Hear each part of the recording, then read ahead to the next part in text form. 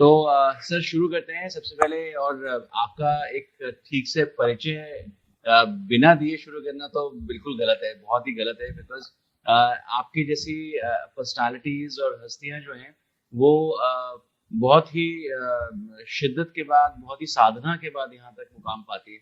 सो सुरक्षित गोस्वामी जी से आज मैं रूबरू हो रहा हूँ। और सर मैं आपके बारे में जितना कहूँ उतना कम है। बिकॉज इतना ठहराव है आपकी पर्सनालिटी के अंदर, एक स्पिरिचुअलिटी एस्पेक्ट से। ऑलरेडी आपके जो आर्टिकल्स हम लोग पढ़ते हैं स्पीकिंग ट्री के अंदर, वो बहुत कुछ बताते हैं आपके बारे में।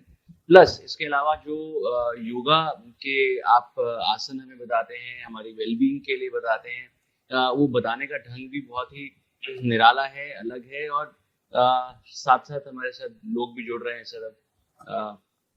तो मैं सुरक्षित जी यही चाहूंगा कि आपका एक इस तरीके का हमारे साथ में आना जिंदगी दिल्ली के प्लेटफॉर्म पे हमारे लिए बहुत बड़ी बात है।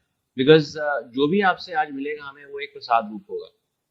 सो ये इतना कहने के बाद मैं शुरू यहाँ से करना चाहूंगा कि आपने मुझे एक बहुत ही अचंभे में डालने वाली बात कही, निद्रा और नींद। मतलब ये दोनों अलग भी हैं। शायद नींद निद्रा का पार्ट है, ऐसा शायद मैं समझ पाया उस समय आपसे फोन पे जब बात कर रहा था। तो कुछ बताएं सर इसके बारे में, ये क्या भेद है? नहीं, वैसे देखा जाए तो बोलचाल की भाषा में तो एक ही है, लेकिन अस्तित्व में नींद या निद्रा निद्रा हमारे प्राचीन परंपरा में जो उल्लेख है वो निद्रा है। लेकिन अस्तित्व में जो नींद है वो हमारे जीवन का एक आधार है। एक जैसे घर, एक मकान है, उसके चार खंबे हैं, उस पर खड़ा हुआ है। जैसे कार के चार पहिए हैं और उस पर कार चलती है, जीवन के भी ऐसे ही चार पिलर हैं, चार पहिए हैं। उसमें से एक नींद है, या जिसको निद्रा कहें। यदि एक पहिए में पंचर हो जाए तो बाकी के तीन पहियों में हवा पूरी होने पर भी गाड़ी आगे चल नहीं सकती। यदि एक पिलर गिर जाए तो पूरी बिल्डिंग ढह जाएगी। ऐसे ही है नींद हमारे जीवन का आधार। हम सोचते हैं नींद ऐसे ही है, रात को कभी सो गए, कभी उठ गए, सुबह दिन में जब इच्छा हुई सो गए। हम ऐसे ही इसको नींद को ले लेते हैं। जबकि नींद तो एक ऐसी स्थिति है, एक ऐसी देवी है जो हमें हमेशा आगे बढ़ाने में सहयोग करती है। हमारे शरीर के स्वास्थ्य को बेहतर से बेहतर करने में नींद सबसे महत्वपूर्ण भूमिका निभाती है। यदि दिन भर हमारा शरीर काम कर रहा है तो उसमें क्षति होती है, टूटन फूटन होता है, एनर्जी बाहर निकलती है, इंद्रियां थकती हैं, मन थकता है, बुद्धि थकती है, क्योंकि पूरे शरीर से, मन से, इंद्रियों से काम कर रहे हैं। नींद उन सबको आराम देने में मदद करती है और फिर से तरोताजगी बढ़ती है। इसलिए दिन भर काम करें और रात को शरीर को फिर से नींद के माध्यम से फिर से तरोताजगी देते हैं, जिससे हम अगले दिन फिर से पूरे उत्साह के साथ में अपने नित्य कर्मों में आगे बढ़ जाएं। लेकिन जैसे मोबाइल की बैटरी है, उसको यूज किया, उसको चार्ज करना होता है। मैं आपको रोकूंगा, ये आवाज कहने ठीक नहीं आ रही। तो हमारे साथ हमारी एक सदस्य हैं दीप सल्लू जी, वो जुड़ी हुई हैं, वो बता रही है कि आवाज से ठीक नहीं आ रही। आप आवाज ठीक नहीं? अच्छा, नाउ ओके, अभी वो कह रही है अभी ठीक है। तो जी, तो आप इसकी महत्वता के बारे में बता रहे थे। तो मैं एक छोटा सा यहाँ पर चीज पूछना चाहता हूँ कि शायद कोविड के टाइम पे, इस कोरोना वायरस के टाइम पे हमने बहुत सुना कि नींद एक इम्यूनिटी प्रोवाइड करने के लिए बहुत जरूरी चीज है। और जो है तो सोना जो है वो ज्यादा से ज्यादा चाहिए और अच्छी नींद लेनी चाहिए। पर इस साथ ही में इतना डिप्रेशन, इतना डर, इतनी इनसिक्योरिटी है कि नींद ही सबसे पहले उड़ गई है। लोगों की, उसको कैसे लेके आए वापस? क्योंकि शरीर के स्वास्थ्य का आधार नींद है। ये अभी आवाज ठीक है क्या? हाँ जी, बिल्कुल बिल्कुल, मुझे तो ठीक आ रही है। आई थिंक तो यदि नींद ही हमारी गड़बड़ा जाए तो स्वास्थ्य कैसे? सही। तो नींद को हमें ध्यान देना होगा, क्योंकि नींद यदि बेहतर है, हमारा इम्यून सिस्टम बेहतर होने लगेगा, हमारा पाचन तंत्र सही प्रकार से काम करेगा। जब पाचन तंत्र सही काम करेगा तो मन ठीक प्रकार से काम करेगा। सब चीजें आपस में जुड़ी हुई। यदि नींद गड़बड़ा गई तो उससे शरीर का और मन का स्वास्थ्य गड़बड़ा जाएगा। और कोविड-19 की सिचुएशन, समय ऐसा चल रहा है जहां पर हमें अपनी नींद को बेहतर से बेहतर, जितना हो सके अपनी नींद उतना ही फायदे। यदि हमने अपनी नींद को ध्यान नहीं दिया तो फिर शरीर का स्वास्थ्य गड़बड़ाएगा, मन का स्वास्थ्य गड़बड़ाएगा, बाहर का वायरस हमारे ऊपर, क्योंकि इम्यून सिस्टम गड़बड़ा रहा है। तो इम्यून सिस्टम बेहतर से बेहतर हो तो हमारा मन यदि गड़बड़ा गया तो हमारे नींद के ऊपर असर आने लगता है, क्योंकि हमारी दिनचर्या, हमारी रात्रिचर्या यदि हमारी दिनचर्या ही नहीं है तो रात्रिचर्या बेहतर हो नहीं सकती। तो अपनी दिनचर्या में हमारे मन की स्थिति कैसी है, हमारे शरीर की अवस्था कैसी है, हमारा व्यायाम कैसा है, हमारा खान पान कैसा है, हम दिन भर अपने मन को किस प्रकार से लेकर चल रहे हैं, ये सब बातें निर्भर करती हैं कि रात की नींद कैसी है। यदि हम दिन में डरे हुए हैं, परेशान हैं, स्ट्रेस में हैं, बहुत कुछ हमारे मन में दिन में चल रहा है, उन्हीं बातों को लेकर जब हम रात को सोने जाते हैं तो नींद नहीं आती, क्योंकि वही ख्याल हमारे मन में दौड़ने लगते हैं, चलने लगते हैं। बिल्कुल सही। जैसे हम बिस्तर पर लेटते हैं तो एक विचार के बाद दूसरा विचार, फिर तीसरा विचार, इस तरह से विचारों की एक श्रृंखला लगातार बनी रहती है और नींद उड़ जाती है। नींद के लिए महत्वपूर्ण है कि मन का ठहराव हो। नींद के लिए महत्वपूर्ण है मन का अपने घर में आना, और मन का जो घर है वो ही माथे का जो बीचों बीच स्थान है, जिसको आज्ञा चक्र कहते हैं, वो है। रात को सोने के समय जब रात को सो रहे हैं तो उस समय यदि हमारा ध्यान हमारे माथे के बीच आ गया तो नींद की क्वालिटी बेहतर हो जाएगी, और यदि ध्यान नहीं आया तो हमारा मन पास्ट या फ्यूचर के ख्यालों में दौड़ने लगेगा। तो हमारी कोशिश हमारे मन को दिन में संभालने की होनी चाहिए कि किन्हीं उपायों से, चाहे वो प्राणायाम, चाहे वो ध्यान के अभ्यास, चाहे वो मन में पॉजिटिविटी, चाहे वो उत्साह, उमंग, उल्लास या व्यायाम का अभ्यास, किसी भी तरीके से कुछ ना कुछ अभ्यास हम जब करने लगते हैं और हम अपने मन को शांत करते हैं तो नींद की क्वालिटी बेहतर हो जाती है। तो नींद की क्वालिटी को बेहतर करने के लिए हमें दिनचर्या को ध्यान देना होगा, और दिनचर्या को बेहतर करने के लिए रात्रिचर्या को ध्यान देना होगा। आपने रात की नींद अच्छी है। आपने अभी एक बात बोली कि हमारा मन हमारे काबू में रहे, वो जरूरी है अच्छी एक नींद के लिए। अब मन तो ये प्रश्न ये मत समझिएगा कि गीता से मैंने उठा लिया, क्योंकि अर्जुन ने भी पूछा था भगवान कृष्ण से कि मन तो एक उसका वेग इतना होता है कि उसको तो लगाम डालना ही बहुत मुश्किल काम है। तो आज के समय के अंदर ये और भी ज्यादा मुश्किल हो चुका है। तो मन को काबू कैसे किया जाए? मन में लगभग 50 से 60 हजार विचार एक दिन में आ जाते हैं, आ रहे हैं, जा रहे हैं, लगातार एक बाढ़ है। जब हम किसी विचार के प्रति पूरी तरह से जुड़ जाते हैं तो हम उस विचार का हिस्सा बन जाते हैं, और ऐसे न जाने कितने विचार हैं जिनके साथ हम बह लेते हैं। सर और हमारा मन, फिर से एक बार रोक रहा हूँ, मेरे को बार बार मैसेजेस आ रहे हैं कि आवाज में डिस्टर्ब। हम रिकनेक्ट करें? हाँ, नहीं, रिकनेक्ट ना करके आप ये एक एक्सपेरिमेंट ही कर लेते हैं सर। हेडफोन निकाल देते हैं, क्या पता हमें फिर इनसे पूछता हूँ कि क्या अभी भी आवाज में डिस्टर्बेंस है कि नहीं, क्योंकि मैं समझ नहीं पा रहा हूँ। मेरे को तो बिल्कुल ठीक आ रही है आवाज। अब ये सेशन इतना इम्पोर्टेंट है और ये चीजें इतनी आप मजेदार बता रहे हैं अभी इस समय की, ये सबके पास बहुत ही जरूरी भी है। तो मैं चाह रहा हूँ कि आवाज की क्वालिटी बिल्कुल ठीक हो। तो अभी देखें सर आप। जी जी सर। अब आप देखते हैं अभी कैसी आवाज आएगी। मैंने भी अपना हेडफोन उतार दिया।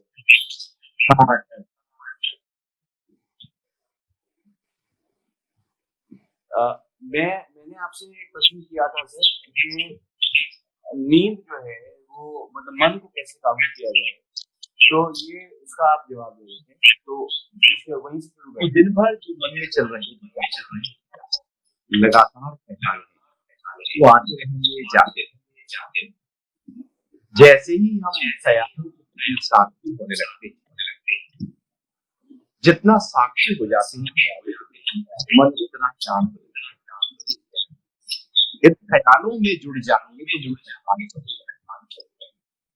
इसलिए जो साक्षी बहुत गहरी बात कही है आपने कि साक्ष्य, मतलब हम लोग साक्षी भाव जब ले आते हैं तो मन उतना शांत हो जाता है। सर इस बात को मैं सभी दर्शकों के लिए एक बार अच्छे से समझना चाहूंगा आपसे। अस्तित्व में हमारे मन में विचार आने ही वो आते रहेंगे जाते रहेंगे। उन विचारों के प्रवाह को हमें रोकना ही रोक ही नहीं सकते, क्योंकि वो मन की प्रकृति है। मन की प्रकृति को कैसे, मन का मतलब ये लगातार रहेगा, इसको मन कहते हैं। हाँ, यदि मन के साथ हम हो गए, हम ही मन बन गए, तो फिर तो हिलते हुए मन के कारण से हम हिल जाएंगे। मन भले हिले, मन में भले नेगेटिव थॉट, लेकिन मैं उन नेगेटिव थॉट का हिस्सा हूं। मैं उनसे अपने आप से, वो विचार अच्छे हुए या बुरे, वो अच्छे भी होंगे, बुरे भी होंगे, पास्ट के भी होंगे, फ्यूचर के भी होंगे, लेकिन क्यों ना मैं ऐसे रियलिटी, क्यों नहीं मन के विचारों का असर मेरे ऊपर।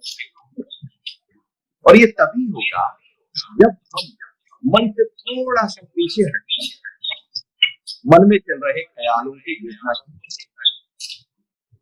ये मन में अच्छे विचार तो ना जुड़े, बुरे आए तो ना जुड़े।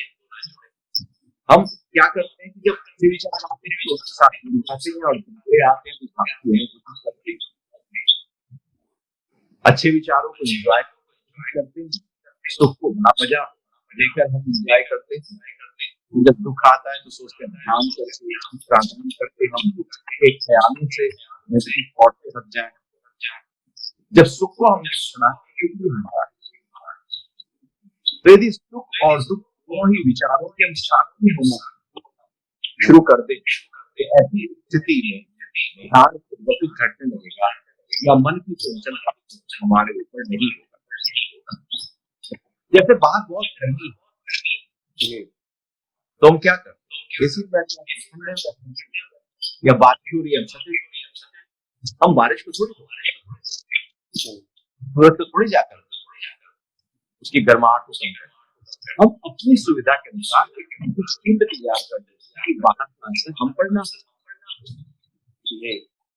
तो यदि हम मन में चल रहे ख्यालों, अच्छे बुरे, कहानी, जय पराजय, मान, दुख, डर, लोभ, चिंता, न जाने कितने ख्याल लगातार चल रहे हैं, जो ना उन ख्यालों की ही साक्षी हो जाए। और जैसे ही उन ख्यालों की साक्षी होना शुरू करेंगे, जो मन में हलचल है वो अपने आप। अच्छा, मन मन में उठते हुए विचारों के प्रति हमारे जो रुचि है, हमारे जो लगाव है, हमारे जो अटैचमेंट है, वो परेशान है। मैं आपसे एक प्रश्न यहाँ पे बड़ा प्रश्न पूछना चाहता हूँ। एक सिचुएशन ये है कि मन में लगातार ये डर जा ही नहीं रहा, अरे मुंबई के अंदर तो इतना ज्यादा मौतें हो गई, कब खुलेगा, वैक्सीन तो आ नहीं रही। अब ये डर जो है एक साइकिल से निकल के दूसरे साइकिल में घुस गया और उसकी गति तेज होती चली जा रही है, थॉट टूटने का नाम ही नहीं ले रहा। क्या उपाय है, कैसे तोड़ें? डर के बारे में सोचने से डर बढ़ता है। डर की चिंता डर ही बढ़ाती है और वो शांति नहीं बढ़ाती।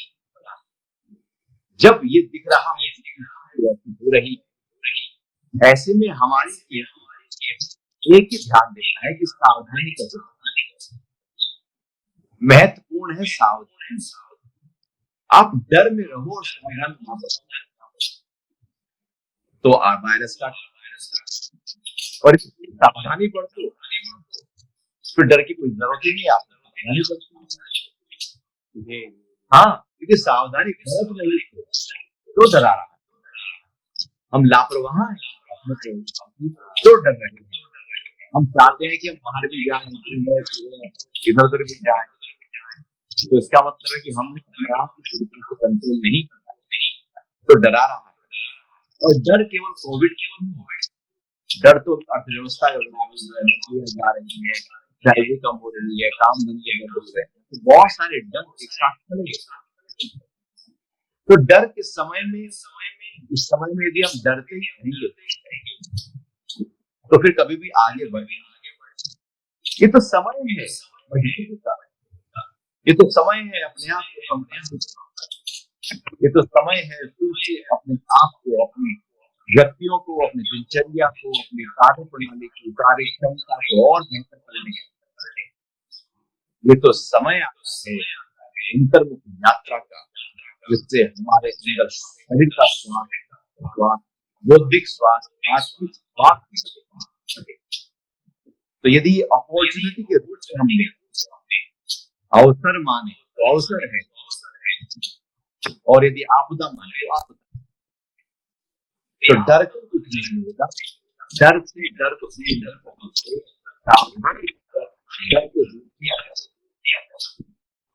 मैं जल्दी से आपने जो कुछ भी अभी बताया उसे समराइज कर देता हूँ, क्योंकि अभी भी कुछ लोग हमसे जुड़े हैं आकर।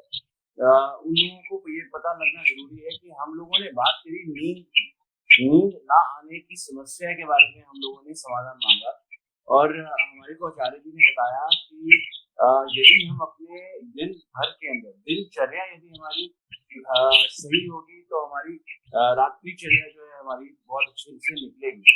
दिनचर्या को ठीक करने के लिए मन को लगातार ऑब्जर्व करना जरूरी है, मन के ऊपर नियंत्रण रखना जरूरी है, और यदि हम रात को सोने से पहले अपना आज्ञा चक्र के ऊपर ध्यान लगा के रखें तो हमारे को नींद बहुत अच्छी आएगी, नींद की क्वालिटी अच्छी होगी, हमारा इम्यून सिस्टम बेहतर होगा। उसके बाद मेरा एक सवाल ये हुआ था, मैंने सर से पूछा कि मन तो भागता रहता है, मन को किस तरह से काबू करें। तो आचार्य जी ने बहुत अच्छा बताया कि मन को काबू रखने के लिए हम दृष्टा बन जाए, मन कहाँ कहाँ जा रहा है, कैसे कैसे भावों में है, हम उसको वॉच करें। सो अभी ये चर्चा दोस्तों बहुत अच्छी और आगे और डेप्थ में जाने वाली है, तो आपके भी प्रश्न हो तो यहाँ लिख लीजिए, मैं आचार्य जी से पूछूंगा उनको। लेकिन फिलहाल मेरा एक प्रश्न और है सर, वो ये है कि निद्रा, आपने कोई, ये तो महत्व तो हमने जान लिया आपसे, निद्रा क्यों आवश्यक है, किस प्रकार से और बेहतर क्वालिटी इसकी हम कर सकते हैं, लेकिन क्योंकि आप एक योग गुरु हैं और हर प्रकार से आपका नियंत्रण है अपनी बॉडी के ऊपर, हम ऐसा क्या कर सकते हैं इस लॉकडाउन के पीरियड में घर में बैठे हुए चार दीवारी के अंदर कि कुछ अपनी बॉडी और मन के हिसाब से इसको काबू में रखें, नियंत्रण में रहे सब चीजें हमारे शरीर की दिनचर्या जैसे लॉकडाउन से पहले चल रही वैसे चलानी, मन की स्थिति जो पहले ऐसा करनी है। ऐसा नहीं कि ऑफिस नहीं जाना, देर तक हम सो रहे हैं, रात को देर तक हम जाग रहे हैं। तो दिनचर्या को जहां होता है वहां हमारे शरीर और मन पर हमें वही सुबह जल्दी उठना, रात को जल्दी सोकर सुबह को योग का अभ्यास करें, शक्ति को जान प्राणायाम करें, तो बहुत अच्छा है। आसन का अभ्यास करें और उसके बाद ना हो सके वार्म अप करें, रिलैक्स करें, और दिनचर्या में जो खान पीन है, आहार है, जितना बेहतर होगा, सही होगा, वो शरीर के लिए उतना ठीक है। ऐसा नहीं कि हम घर पे हैं तो कुछ भी बनाए, घर पे हम बनाए जा रहे हैं, उल्टा सीधा अति हो रहा है, बार बार खा रहे हैं। तो जैसे पहले चल रहा है दिनचर्या, उसी हिसाब की दिनचर्या को ध्यान देना है। वही सुबह जल्दी उठकर नहाना धोना और उसके बाद में जो प्रार्थना वही सब वैसे ही चले। शरीर के रखरखाव को हम लॉकडाउन हो या ना हो वैसे ही बनाए रखना, क्योंकि शरीर सब और ऐसी मन को क्या है कि हम मीडिया में बार बार कभी पेपर पढ़ रहे हैं, कभी न्यूज देख रहे हैं, फेसबुक पे व्हाट्सएप पे सब जगह वही न्यूज आ रही है और लगातार वही न्यूज में जब हमारा मन मिलता है, रहने लगता है तो हमारा मन हिलने लगता है, परेशान हो जाता है, इमोशंस जाग जाते हैं, हम दुखी होने लगते हैं, डरने लगते हैं और अपने से जोड़ने लगते हैं। तो कोशिश करें आप सावधान और केवल न्यूज उतनी देखें कि एक आपको जानकारी हो कि क्या है, डिटेल में जब आप जाने लगते हैं, क्योंकि डिटेल में जाने की जरूरत है नहीं। पहले यदि आप देखिए 2 साल पहले न्यूज कितनी होती थी, रात को आधा घंटा न्यूज आती थी, बाकी दिन भर कोई न्यूज को पता नहीं इतनी बहुत आराम है। आज कुछ घटना घटती नहीं है, कहीं पर एकदम न्यूज में आता है और हम उसको अपने से जोड़ लेते हैं और जुड़ जाते हैं। लगातार खबर हमारे मन को हिला देती है, बेखबरी का जो आनंद बढ़ता है, तो लगातार न्यूज का हिस्सा होता है। जी हाँ, एक तरीके से एंग्जाइटी बढ़ती है और ये आपने बिल्कुल सही कहा। और आपका साथ अभी हमारे वजह से भी मिला हुआ है और आपसे हम लोग ये ना पूछें कि आयुर्वेद के अंदर या फिर ऐसे नुस्खे कौन से हैं या जिसको जैसे काढ़ा, आपने एक बार मुझे याद है मैंने आपको फोन किया था, उस समय लॉकडाउन का अभी 11वां दिन था और अभी आप शायद यूएसए से आए थे और क्वारंटाइन में थे, तो मैंने आपसे पूछा, मैंने कहा कि काढ़ा कोई ऐसा नुस्खा बताइए, तो आपने मुझे कुछ बताया था, मैं फॉलो नहीं कर सका, ऑल्दो मैं भूल गया। मैं जानना चाहूंगा सर आज आपसे दोबारा एक बार कि वो आपने क्या इंग्रेडिएंट्स बताया था मुझे। इस समय इम्यून सिस्टम को बहुत जरूरी है, हमारे पाचन तंत्र को बेहतर करना बहुत जरूरी है, मन की स्थिति बेहतर करना जरूरी है। इसलिए यदि रात को दूध में हल्दी डालकर ले तो वो बहुत ही लाभकारी और गिलोय का सुबह के समय दे दिया जाए तो वो बहुत लाभकारी।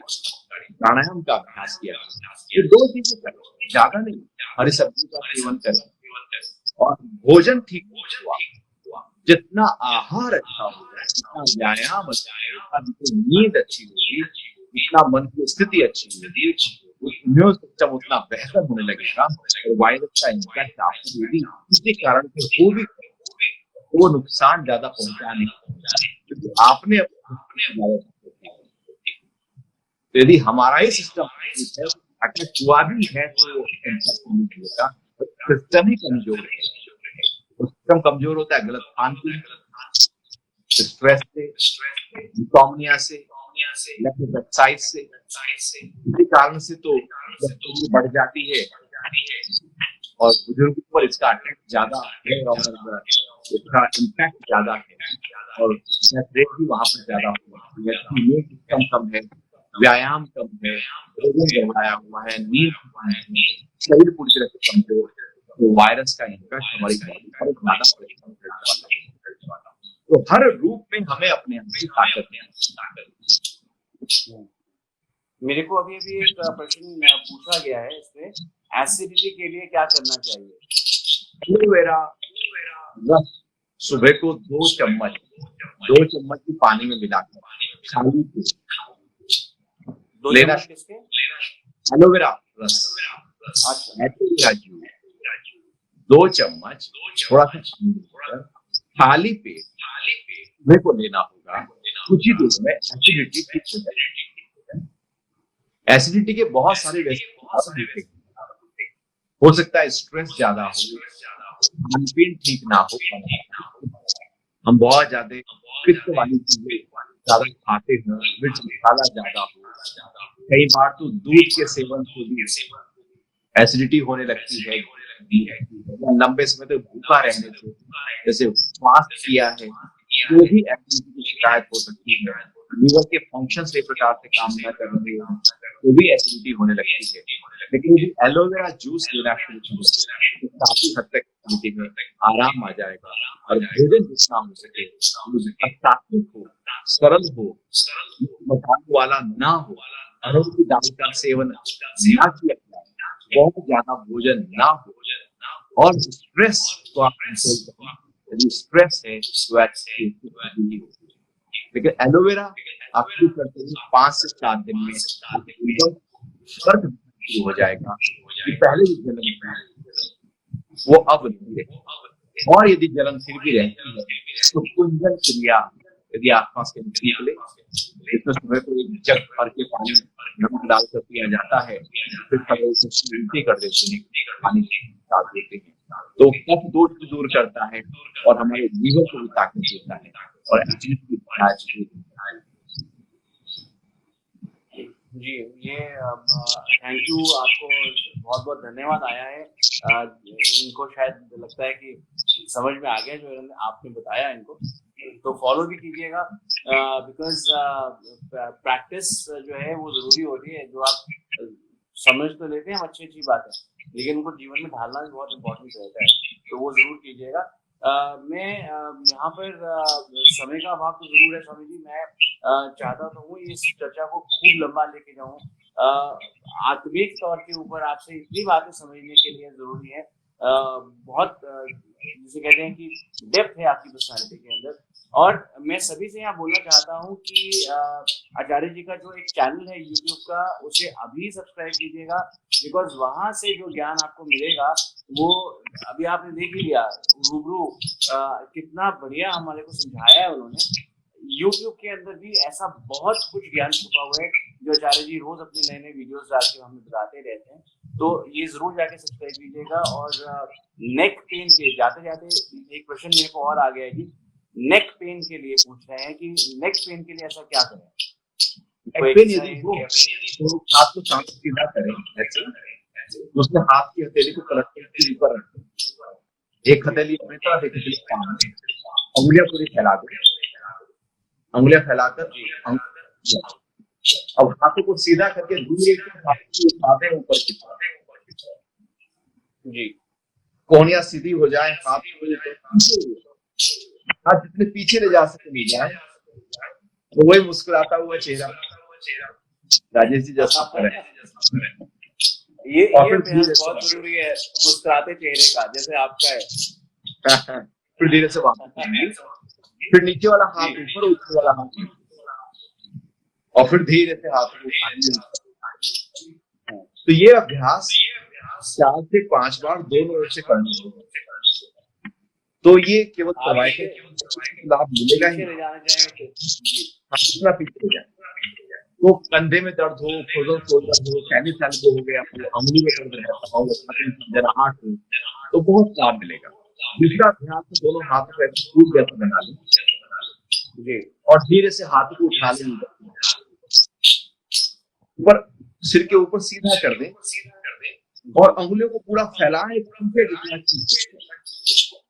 और जैसे ही खींचेंगे आप पाएंगे पूरे हाथों पर इसका नाड़ियां सारी खींचने लगी है, और फिर धीरे से वापस।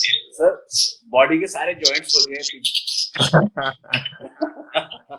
तो ये भी 4 से 5 शरीर को बिल्कुल आदत नहीं है इन सब चीजों की, और कितना जरूरी है और कितनी छोटी छोटी चीजें हैं जिनसे ये सब चीजें ठीक हो सकती हैं। असल में शरीर को जितना हिलाओगे उतना फिट रहेगा, मन को जितना स्टेबल करोगे मन उतना फिट रहेगा। हम शरीर को बैठाकर दौड़ा देते हैं, शरीर इसलिए बीमार की बैठा है, मन इसलिए बीमार की दौड़ ही जाता है। बिल्कुल सही कहा आपने, हम लोग शरीर से बैठे रहते हैं, मन को भगाते हैं, उल्टा कर रहे हैं। तो मन को बैठाना है, शरीर को भगाना है। तो तीसरा ऐसे मुट्ठी को बंद करके थोड़ी के नीचे रखनी और सिर से ऊपर से नीचे की तरफ प्रेशर डालना। हाँ, ये तो मैं रोज करता हूँ ऐसे सुबह। हाँ, तो ये गर्दन के पीछे की जो मसल्स है वो एकदम टाइट हो जाएंगी, उनकी ताकत बढ़ जाएगी, क्योंकि ये मसल्स ही जब कमजोर होती है पीछे की, तो फिर गर्दन का दर्द आता है। लेकिन दिन में 3 बार जब भी याद आए उसको करना शुरू कर दें तो इन मसल्स को ताकत मिलेगी, क्योंकि हम आजकल किसी न किसी डिवाइस के सामने रहते हैं, गर्दन झुकी रहती है, मोबाइल में है, लैपटॉप में है, तो गर्दन जब झुकी है तो खिंचाव आ ही जाता है, या टीवी दिख रही है, ब्लड प्रेशर है, आपको मोटा तकिया है, दिन भर की गर्दन झुकी है, रात को भी झुकी है, तो लगातार झुकने से गर्दन की नसें हो जाती हैं। तो ये अभ्यास, 3 अभ्यास हमने सीखे, यदि इनका अभ्यास दिन में 3-4 बार आप कर लें तो एकदम लाभ है। जी नहीं, जो छोटे छोटे नुक्ते हैं ना, ये छोटे छोटे नुक्ते ही, और हमारे सनातन धर्म के अंदर इतना कुछ छुपा हुआ है, हमारी सभ्यता इतनी जड़ों से जुड़ी हुई है कि हम अगर उसमें से छोटी छोटी चीजें रोज उठाएं तो हमारा जीवन बिल्कुल बदल जाएगा। मन को स्थिर करने के तरीके आपने बताए, उससे नींद कितनी बेहतर आएगी, नींद बेहतर आए तो उसका शरीर के ऊपर कितना पॉजिटिव इफेक्ट पड़ता है, वो आज आपने हमारे को बता दिया। इतने छोटे से समय के अंदर आपने हमारे को आज कितना भंडार दे दिया ज्ञान का। अगर हम इतना ही ढाल लें आज अपने जीवन के अंदर, तो मेरे ख्याल से लॉकडाउन 5 भी आ जाएगा, 6 भी आ जाएगा, हमारे मन की स्थिरता बनी रहेगी। और मन की स्थिरता यदि हो गई तो लॉकडाउन का कोई प्रभाव हम पर नहीं होगा। परिस्थितियां आएंगी, चली भी जाएंगी, लेकिन यदि हमने आपको मजबूती के साथ रखा है तो परिस्थिति को बिगाड़ नहीं पाएगी। और यदि हिल गए, यदि पौधा हिल गया हवा से तो पौधा टूट जाएगा। पेड़ खड़े रहते हैं, तूफान को झेलते रहते हैं। जीवन के तूफान हमें मजबूती देने के लिए आए हैं, हमको और पक्का करने के लिए आए हैं। तो इसको आप एक अवसर की तरह समझे और इससे जब बाहर निकलेंगे तो एक नए रूप में पूरे उत्साह, उमंग, उल्लास के साथ, नई ऊर्जा के साथ बाहर निकलेंगे और फिर के आगे बढ़ेंगे। बहुत सवाल लगातार आ रहे हैं। मैं सभी से ये रिक्वेस्ट करना चाहूंगा, सर के चैनल पे जाइए, आज ही सब्सक्राइब कीजिए। सर के चैनल के अंदर इतनी खूबसूरत बातें हैं जो वो रोज बताते हैं। मुझे तो रोज वीडियो आते हैं, तो मेरी तो किस्मत बहुत अच्छी है, मैंने सब्सक्राइब भी किया हुआ है। लेकिन यदि आप भी सब्सक्राइब कर देंगे तो आपके पास भी नोटिफिकेशन आती जाएंगी। प्लीज आज ही सब्सक्राइब कीजिएगा। आचार्य जी, आपका बहुत बहुत धन्यवाद। आपने अपना इतना कीमती समय हमें दिया और इतनी खूबसूरत बातें आपने बताई। अब बस इतनों को हम ढाल लें तो हमारा जीवन सफल हो जाएगा। यस, बिल्कुल। बहुत बहुत धन्यवाद। Thank you.